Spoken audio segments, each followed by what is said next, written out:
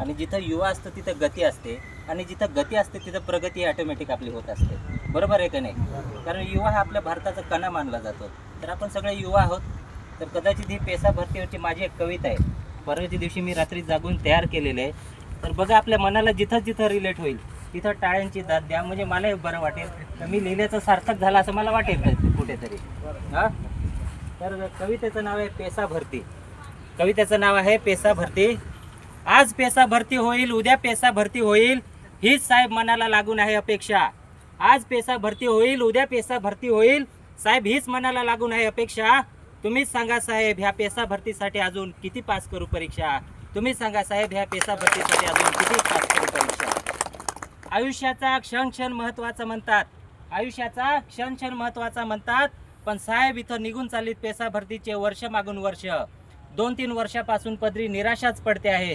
अजून किती करू संघर्ष, अजून किती करू संघर्ष. माहीत नाही अजून किती दिवस, माहीत नाही अजून किती दिवस आमच्या 5वीला पुजली आहे ही भरतीची उपेक्षा. माहीत नाही अजून किती दिवस आमच्या 5वीला पुजली आहे ही भरतीची उपेक्षा. तुम्हीच सांगा साहेब, ह्या पेसा भरतीसाठी अजून कोणती पास करू परीक्षा. तुम्हीच सांगा साहेब, ह्या पेसा भरतीसाठी अजून कोणती पास करू परीक्षा.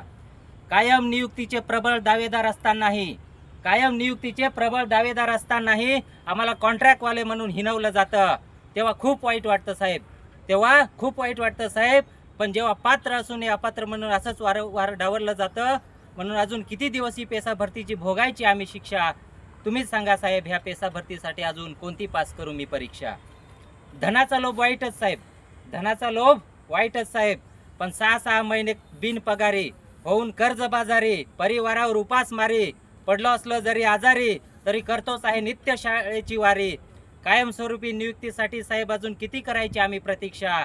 तुम्हीच सांगा साहेब, ह्या पेसा भरतीसाठी अजून कोणती पास करू परीक्षा.